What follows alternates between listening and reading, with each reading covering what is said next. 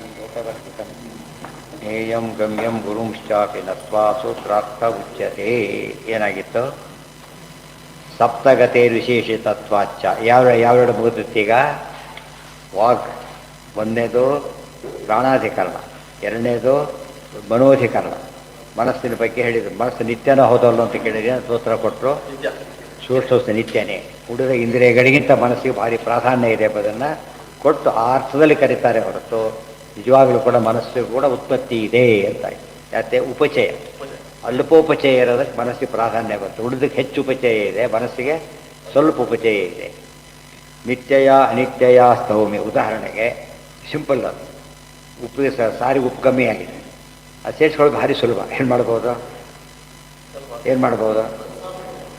ಹಾಂ, ಬರೀ ಸೇರಿಸ್ಕೊಂಡ್ರೆ ಬೋದಾಯ್ತು. ಅಲ್ಪೋಪಚಯ ಈಗ ಅಂದ್ಕೊಂಡ್ರೆ ಬಂದ್ಬಿಡುತ್ತೆ. ಗೊತ್ತಾಯ್ತಾ? ಏನು ಬಿಸಿ ಈಗೆಲ್ಲ ನಾರ್ಮಲ್ ಆಗಿಬಿಡುತ್ತೆ ಇಮ್ಮಿಡಿಯೇಟಾಗಿ. ಆದರೆ ಖಾರಗಿರ ಕಡಿಮೆ ಇರುತ್ತೆ, ಹಾಕಿದ್ರೆ ಕೆಟ್ಟೋಗುತ್ತೆ. ಮೊದಲಿಗಿಂತ ಪ್ಲಸ್ ಆಗುತ್ತೆ. ಕೆಲವಕ್ಕೆ ಭಾರಿ ಉಪಚಯ ಬೇಕು. ಕೆಲವೊಂದು ಹಾಕಿದರೆ ಸುಮ್ಮನೆ ಹಾಕಿ ಕುದಿಸ್ಬೇಕಾದ್ರೆ ಇದು ವರ್ಕ್ ಮಾಡಲ್ಲ. ಅದು ಆ ರಸ ಬರಬೇಕಾದ್ರೆ ಕುದಿಬೇಕು. ಉಪ್ಪಿಗೆ ಹಾಗಲ್ಲ, ಇಮ್ಮಿಡಿಯೇಟ್ ಸೇರ್ಕೊಂಡ್ಬಿಡುತ್ತೆ. ಅಲ್ಪೋಪಚಯ. ಗೊತ್ತಾಯ್ತಾ? ಅಲ್ಪೋಪಚಯ ಪದ ಇಟ್ಕೊಂಡ್ಬಿಟ್ರೆ ಕಡಿಮೆ ಯಾರು ಯೋಚನೆ ಮಾಡೋದಿಲ್ಲ. ಅನ್ನ ಸರಿಯಾಗಿ ಬೇಯ್ದಿಲ್ಲ, ಏನು ಮಾಡೋಕ್ಕೆ ಬರಲ್ಲ, ಮತ್ತೆ ಇಟ್ಟು ಮತ್ತೆ ಕಾಯಿಸ್ಬೇಕು, ಹೋಯ್ತಾನೆ. ಆ ರೀತಿ ಅಡ್ಜಸ್ಟ್ ಮಾಡೋಕ್ಕೆ ಬರಲ್ಲ. ಕೂಟಿಗೆ ಇನ್ನೂ ಜಾಸ್ತಿ ಬೇಕಾಗಿ ಮಿಕ್ಸ್ ಆದಷ್ಟು ಎಲ್ಲ ಹೋಳಿ ಒಂದರ ಟೈಪ್ ಇರೋ ಬೇರೆ ಬೇರೆ ಟೈಪ್ ಇರುತ್ತೆ. ಆದ್ದರಿಂದ ಅದು ಬೇರೆದಲ್ಲೇ ಬೇಯೋದು. ಕೆಲವನ್ನು ಮೊದಲಿಗೆ ಹಾಕೋದಿಲ್ಲ, ಬೇಗ ಬೇಯೋದಿಲ್ಲ, ಮುಂದಿನ ಸ್ಟೇಜಲ್ಲಿ ಹಾಕ್ತಾರೆ. ಕೆಲವು ಮೊದಲು ಹಾಕಿದ್ರು ಬೇಯೋದಿಲ್ಲ, ಅಷ್ಟು ಗಟ್ಟಿ ಇರುತ್ತೆ. ಅದು ಉಪಚಯ ಅಂತ ಹೇಳ್ತಾರೆ. ಉಪಚಯ. ಕೆಲವು ಕಾಳು ಬೆಂದರೆ ದೊಡ್ಡದಾಗುತ್ತೆ, ಕೆಲವು ಚೇಂಜ್ ಕಾಣಿಸೋದೇನೆ ಕೆಲವರಿಗೆ ಬೆಂದರು ಕೂಡ. ಯಾಕೆ? ಅಲ್ಪೋಪಚಯ. ಇದು ಇಷ್ಟಪ್ಪ ಆಗಿಬಿಡುತ್ತೆ. ಕೆಲವು ಬೆಂದುಬಿಟ್ರೆ ಇಷ್ಟಪ್ಪ ಆಗುತ್ತೆ, ಕಡಲೆಗೆ ಬೇಯಿಸ್ಬಿಟ್ರೆ ಇಷ್ಟಪ್ಪ ಆಗುತ್ತೆ. ಅದೆಲ್ಲ ಯೋಚನೆ ಮಾಡಿದ್ರೆ ಉಪಚಯ ಅಂದರೆ ಹಾಗೆ. ಅದು ಅದನ್ನು ತೋರಿಸೋ ಉಪಾದಾನ ಹೆಚ್ಚು ದೊಡ್ಡದಾಗೋದಕ್ಕೆ ಕರೀತಾರೆ. ಇತಿ ಮನೋಧಿಕರಣಂ ಆಗಿತ್ತು. ನೆಕ್ಸ್ಟ್ ತತ್ಪೂರ್ವಕತ್ವಾದ್ ವಾಚ. ಈಗ ಇದರ ಮುಂದೆ ಹೇಳ್ತಾರೆ ಬಹಳ ಮುಖ್ಯವಾಗಿ ಮನಸ್ಸಾಯಿತು. ಮೊದಲು ಪ್ರಾಣ, ಆಮೇಲೆ ಮನಸ್ಸು, ಆಮೇಲೆ ವಾಗಧಿಕರಣ ಹೇಳ್ತಾರೆ. ನಿತ್ಯಯ ಅನಿತ್ಯಯ ಸ್ತೌಮಿ ಪರಮಾತ್ಮ ನಮಚ್ಯುತಂ ಇತಿ. ದೇವರನ್ನು ಎರಡು ವಾಕ್ಯದಿಂದ ಪೂಜೆ ಮಾಡ್ತೀನಿ. ನಿತ್ಯ ವಾಕ್ಯದಿಂದ ಅನಿತ್ಯ ವಾಕ್ಯದ ಪೂಜೆ ಮಾಡ್ತೀನಿ ಅಂತ ಹೇಳ್ತಾರೆ. ನಿತ್ಯ ವಾಕ್ಯ ಅಂದರೆ ಯಾವುದು? ನಿತ್ಯ ವಾಕ್ಯ ಅಂದರೆ ವೇದಗಳು. ಅನಿತ್ಯ ವಾಕ್ಯ ಅಂತ ಹೇಳಿದರೆ ಪೌರುಷೇಯ ಗ್ರಂಥಗಳು. ವಾಗ್ಭಾವ ನಿತ್ಯ. ನೋಡಿ, ವಾಗ್ ಒಂದ್ಸರ್ತಿ ನಿತ್ಯ ಅಂತ ಬಂದು ಇನ್ನೊಂದು ಕಡೆ ಬರುತ್ತೆ. ವಾಗ್ಭಾವ ನಿತ್ಯ ನ ಶೇಷ ಉತ್ಪದ್ಯತೆ ಅಶ್ಯಾಂ ಹಿ ಶ್ರುತಿರವತಿಷ್ಠತೆ. ಶ್ರುತಿ ಇರೋದು ವಾಕ್ಯದೊಳಗೆ, ಆದ್ದರಿಂದಾಗಿಯೇ ವಾಕ್ ಭಾರಿ ಶ್ರೇಷ್ಠ ಅಂತ ಇನ್ನೊಂದು ವಾಕ್ಯ ಇದೆ. ನೋಡಿದರೆ ಶ್ರುತಿ ಶ್ರೇಷ್ಠ ಅಂತ ಅಲ್ಲಿ ಬಂತು, ವಾಕ್ ಶ್ರೇಷ್ಠ ಅಂತ ಇಲ್ಲಿ ಬಂತು. ಇತಿ ಸಂಯುಕ್ತಿಕಂ ಪೌಷ್ಯಾಯಣ ಶ್ರುತೋ ವಾಚಃ ಅನುತ್ಪತ್ತಿ ಉಚ್ಯತೆ ಅಥೋ ಬ್ರವೀತ್. ಅದಕ್ಕೆ ಸಂಯುಕ್ತಿಕವಾಗಿ, ಎಲ್ಲದಕ್ಕೂ ಸಂಯುಕ್ತಿಕ. ಅದಕ್ಕೆ ನ್ಯಾಯೋಪೇತ ಶ್ರುತಿ ಅವಿರೋಧ ಪಾದ.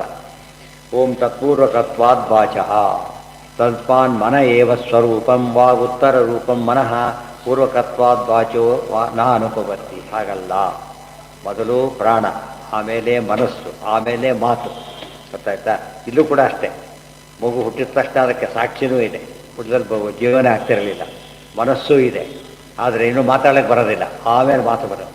ಗೊತ್ತಾಯ್ತಾ? ಸೊ ಮಾತು ಕೂಡ, ಮಾತು ಹುಟ್ಟಿ ಇದೆ. ಎಲ್ಲಿ ಹುಟ್ಟಿಲ್ಲ ಅಂತ ಕರೀತಾರೋ ಆ ಅರ್ಥ ಅದಕ್ಕಲ್ಲ. ವಾಗಿಂದ್ರಿಯಶ್ಚ ನಿತ್ಯತ್ವಂ ಶ್ರುತಿ ಸನ್ನಿಧಿ ಯೋಗ್ಯತಾ ಉತ್ಪತ್ತಿರ್ಮನಸ್ಸು ಯಸ್ಮಾತ್ ನ ನಿತ್ಯತ್ವಂ ಕುತಶ್ಚನ ಇತಿ ವಾಯುಪ್ರಭು. ಮನಸ್ಸಿನಿಂದ ಹುಟ್ಟುತ್ತೆ ಅಂದ ಮೇಲೆ ನಿತ್ಯ ಆಗೋ ಚಾನ್ಸೇ ಇಲ್ಲ. ಯಾತಕ್ಕೆ? ವಾಗಿಂದ್ರಿಯಶ್ಚ ನಿತ್ಯತ್ವಂ ಶ್ರುತಿ ಸನ್ನಿಧಿ ಯೋಗ್ಯತಾ. ಶ್ರುತಿ ಸನ್ನಿಧಿ ಅಂದರೆ ಕಿವಿಗೆ ಹತ್ತಿರ ಬರೋದಕ್ಕೆ. ಆ ಅರ್ಥದಲ್ಲಿ ಬೇರೆ ಎಲ್ಲ ಇಂದ್ರಿಯಗಳಿಂದ ವಾಗಿಂದ್ರಿಯಕ್ಕೊಂದು ಮಹತ್ವ ಇದೆ. ಏನು ಮಹತ್ವ ಇದೆ? ಇನ್ನೊಬ್ಬರನ್ನ ಕಾಂಟ್ಯಾಕ್ಟ್ ಮಾಡಿಕೊಂಡು ವಾಗಿಂದ್ರಿಯ ಬಹಳ ಮುಖ್ಯವಾದದ್ದು. ಆ ಅರ್ಥದಲ್ಲಿ ಹೇಳಿದ್ದೆ ಹೊರತು ಯಾವ ಅರ್ಥ ತಿಳ್ಕೋಬಾರ್ದು. ಅದಕ್ಕೆ ಹುಟ್ಟಿನ ಕ್ರಮ ಅಲ್ಲ, ಅದು ಹುಟ್ಟಿನ ಕ್ರಮ ಅಲ್ಲ. ಈ ಪ್ರಾಧಾನ್ಯದ ಕ್ರಮ ಬೇರೆ, ಅದು ಉಪಚಯದ ಕ್ರಮ. ಒಂದೊಂದು ಕಾರಣ ಕೊಡ್ತಾ ಬರ್ತಾರೆ.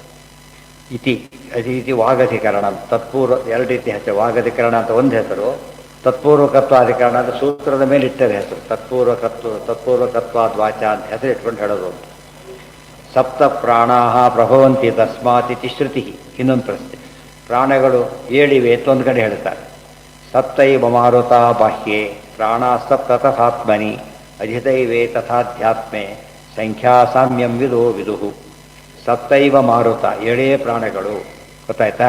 ಸಪ್ತ ತಥಾತ್ಮನಿ, ಪ್ರಾಣಗಳು ಏಳು, ಅಧಿದೈವೇ ತಥಾಧ್ಯಾತ್ಮೆ ಸಂಖ್ಯಾಸಾಮ್ಯಂ ವಿಧೋ ಇದು 7 ಅಂತ ಹೇಳಿಬಿಟ್ರಾಗ ಅದಕ್ಕೆ ದ್ವಾದಶ ಏವತೆ ಸುಮ್ಮನೆ ಇದ್ದರೆ ಮುಗಿದೋಗ್ತೆ ಯೋಚನೆ ಆಗಲಿಲ್ಲ. ಇನ್ನೊಂದು ಕಡೆ ಇದೆ ದ್ವಾದಶ ಪ್ರಾಣ ಅಂತ ಹೇಳಿ 12 ಪ್ರಾಣ ಇವೆ ಅಂತೇಳಿ 7 ಪ್ರಾಣ ಅಂತ ಒಂದು ಹೇಳಿ 12 ಪ್ರಾಣ ಇನ್ನೊಂದು ಕಡೆ ಹೇಳ್ತಾರೆ. ವಿರೋಧ ಬರಲಿಲ್ಲ. ಈಗ ಇವೆಲ್ಲ ಓದಿ ಬರೀ ಪೂರ್ವಪಕ್ಷ ಶ್ರುತಿಗಳಿಟ್ಬಿಟ್ರೆ ವೇದ ಬೈಯೋರಿಗೆ ಇನ್ನೂ ಭಾರಿ ಅನುಕೂಲ ಆಗುತ್ತೆ. ಇಷ್ಟೇ ದೊಡ್ಡ ಪುಸ್ತಕನೇ ಮಾಡಕ್ಕೆ ಬಿಡ್ತಾರೆ. ಅದು ಪೂರ್ವಪಕ್ಷ ಹೀಗಿದೆ. ತಕ್ಷಣ ಉತ್ತರ ಇದೆ. ಉತ್ತರ ಬೇಕಿಲ್ಲ ಅವರಿಗೆ, ಬೈಯೋದಷ್ಟೇ ಬೇಕಾಗಿರೋದು. ಅದಕ್ಕೆ ದ್ವಾದಶ ವಾ ಏತೆ ಪ್ರಾಣಾಹ ದ್ವಾದಶ ಮಾಸಾಹ ದ್ವಾದಶ ಆದಿತ್ಯಾಹ ದ್ವಾದಶ ರಾಶಯಃ ದ್ವಾದಶ ಗ್ರಹಾಃ ಇದು ಕೌಂಡಿನ್ಯ ಶ್ರುತೌ ದ್ವಾದಶ ಪ್ರಾಣ ದೃಶ್ಯಂತೆ ಅಥೋ ವಕ್ತಿ.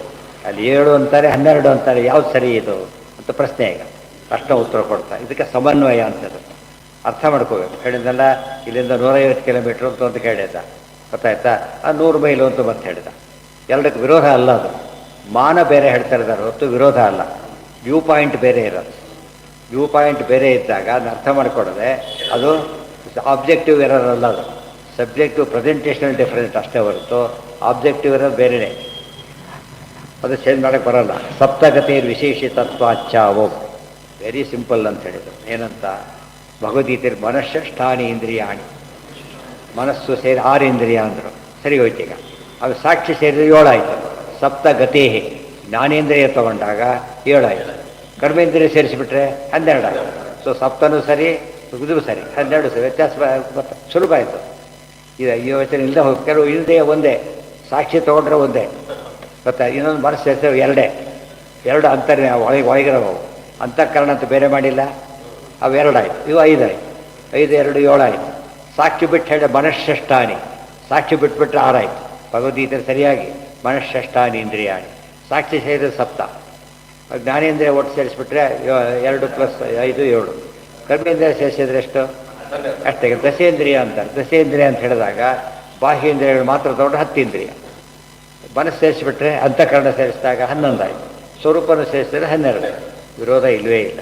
ಇದೆಲ್ಲ ಓದಿದ ಮೇಲೆ ನಮಗೇನು ಉಪಯೋಗ? ಈಗ ಇದೊಂದಕ್ಕೆ ತಿಳ್ಕೊಬಾರ್ದು. ಈಗ ವರ್ಕ್ಡ್ ಎಕ್ಸಾಂಪಲ್ಸ್ ಅಷ್ಟೇ ಇವು.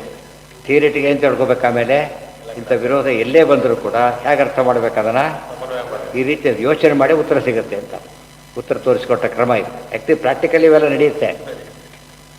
ಪ್ರಾಕ್ಟಿಕಲಿ ನಡೀತಿರೋದೇ ಹಾಗೆ. ಅದನ್ನು ಅಪ್ಲೈ ಮಾಡೋದಿಲ್ಲ, ಮಾಡಿ ತೋರಿಸ್ತಾರೆ ಶಾಸ್ತ್ರ. ಅಲ್ಲಿ ಬೇರೆ ಮನಸ್ಸಿನ ಕಂಪಾರ್ಟ್ಮೆಂಟ್ ಆಗ ಪ್ರತ್ಯೇಕ ಇಂದ್ರಿಯ ಅಲ್ಲ. ಅದು ನಾಳೆ ಬರುತ್ತೆ, ಎಕ್ಸ್ಪ್ಲೇನ್ ಮಾಡ್ತಾರೆ. ಅದಾದ ಮೇಲೆ